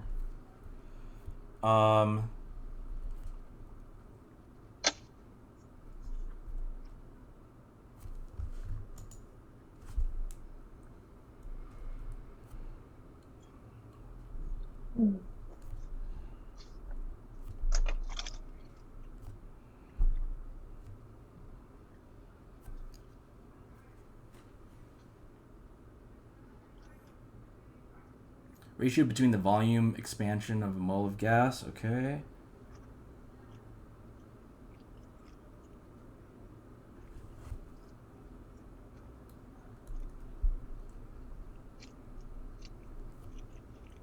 CP times delta T. Okay, heat. Alright. They're saying smokestack, expel, okay. Removing heat. Heat corresponding to a change in temperature of a gas at constant pressure is that, where Q is the heat added to the gas, N is number of moles, which is 1, Cp molar heat capacity of a particular gas, and delta T change in temperature, okay. And at atmospheric pressure, the molar heat capacity for steam is approximately 4 times that of air. So, I mean, that could be an example of something to use, but for steam compared to air, but we're basically just going to. All right, so I have to go pick up my brother in like. What's up? I have to go pick up my brother in like a couple minutes. Oh, okay. So I would just use like steam and air. Like for steam, it'll be basically 4 times that of air. Wait, are you putting this in the notebook? Yes. Mm-hmm. Are you like writing, or you're syncing? Okay, yeah, so I'll just like look at it then, because I know what I did is like definitely not the most efficient way to do it, because it's wrong, so it can't be efficient. well, basically, like, yeah, I guess I can write it, like, in your notebook, but basically, like, it'll be, like, basically Q plus PV, like P delta V, and, if Q is equal to the basically molar heat capacity, or whatever, the heat capacity times whatever delta T, the higher that Q value is, the lower the delta V will be. Yeah. Mm-hmm. Yeah, I am like not visualizing this right now for some reason. It's okay. But I'll look at this later, and then I'm gonna go through. I'll have the rest of this exam reviewed. I don't know what my day's like. I know I'm researching. I have research tomorrow. So I don't know. I'm hoping to have this done by tomorrow, just like because sometimes I can drag out going over these exams. Mm-hmm. But the chem, it's just weird because like I really thought like chem is kind of kicked my ass on this one. But I did better on it than bio, so I was like confused. But I'm gonna have this like done by tomorrow, say Wednesday the latest, and then I'm sure I'll have at least one more passage to go over, probably like the physics ones, and then content review. I think we still had stuff on that list. Yeah. And then if we don't, just like some physics stuff. So if we want to meet, I don't really know because I don't know the other days. But are you like open this week pretty much, or not really? Yeah, I am. Okay, cool. So I will email you, I guess. All right, and let's see. You said that on Sunday. Okay, you're going. No, we're not talking on Sunday. You said tomorrow you're going to go over the rest of this, and tomorrow I'm hoping to. Yeah. So I don't know how long I'm going to be like obviously there. So if I don't finish going over this, because I still have to go over Psych Soc too. Yeah, you can send me. I like went over it really weirdly. Like questions of the things that we didn't do today. Yeah, I also still have to go back. In the old tests and look for the questions, but I wanted to, that's going to take me like a bit, so I wanted to try and just get some of this done before I did that. Yeah. Okay. So yeah, just send me. Because I know there were like some ones that we talked about I was going to send you. Yeah. Okay. So yeah, send me, questions or passages and stuff, and I can get a head start and explain them in the notebook so you get, that done before we meet next. And then we could just content review if, like, the notebook makes sense. Sometimes, like, reading it for me, it doesn't click as much. Yeah, basically, like, the idea is, like, you'll send me the ones, I'll explain it in the notebook, and that, like, you don't have to pay for because it's, like, between our sessions. And then if it doesn't make sense, then when we meet, we can go over it that way. Yeah, so I'll try and do that because that does make a lot of sense. But sometimes, like, just the graphs I like to, like, explain. But I'm going to do that. Because there was one I actually meant to send you today. Like, sometimes I just have, like, an opening email to you. Oh, I think I sent you a question. Yeah. All right. So that makes sense. I'll probably email you some of them tomorrow. Okay. All right. Well, thank you, and I'll see you. I guess I'll see you by Friday. All right. All right. Take care. Okay. All right. You too. All right. See ya. Bye.